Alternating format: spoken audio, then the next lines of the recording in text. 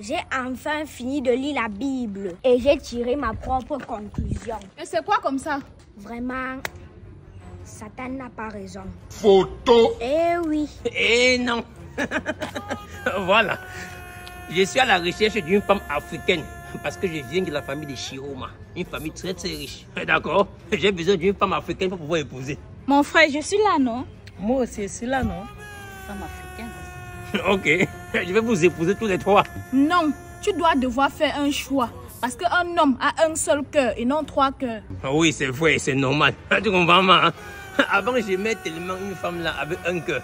Mais elle a tellement brisé mon cœur que mon cœur a fini par se diviser en 3 morceaux. Et aujourd'hui, chacun de ces morceaux est une fille. Tu comprends, non? Oui, c'est vrai. Mais je préfère que ce soit le premier morceau de cœur là qui m'aime. Pourquoi? Donc tu vas être la première femme. Hein? Le premier morceau de cœur là, ça va nous aimer tous. Je te dis, nous tous on va chercher que le premier morceau. C'est vrai. Mais ce que vous ignorez, c'est qu'un mari qui est polygame aime toujours sa dernière femme plus que toutes ses autres femmes. Et pourquoi c'est comme ça? Parce que s'il les aimait assez, il ne devait plus aller chercher la dernière femme. S'il cherche la dernière femme, ça veut dire qu'elles ont échoué. Donc c'est elle qu'il aime le plus. Tu comprends? Eh, c'est vrai. Dans ce cas, je préfère que c'est le troisième morceau de cœur qui m'aime. Voilà. Mais pour être troisième femme, il faut qu'il y ait d'abord une première et une deuxième femme. Ok, les filles, prenez vos rangs.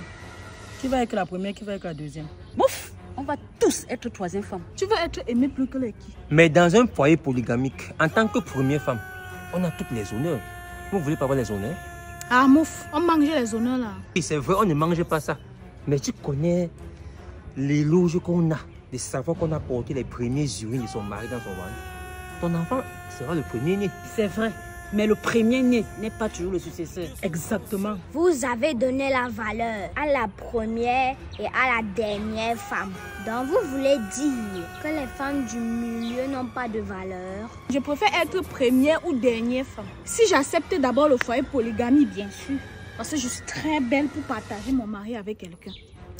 Belle que les qui? Eh pardon, bouge avec ça. Je vous comprends. Mais au départ, il a dit qu'il voulait une femme africaine. Oui, c'est ce qu'il a dit. Mais je ne vois aucune femme africaine parmi vous trois. Et qui est? Oh? Nous sommes que quelle femme? Je ne sais pas. Mais vous êtes tout sauf les femmes africaines. Tu dis ça pourquoi? Tais-toi et prends un autre.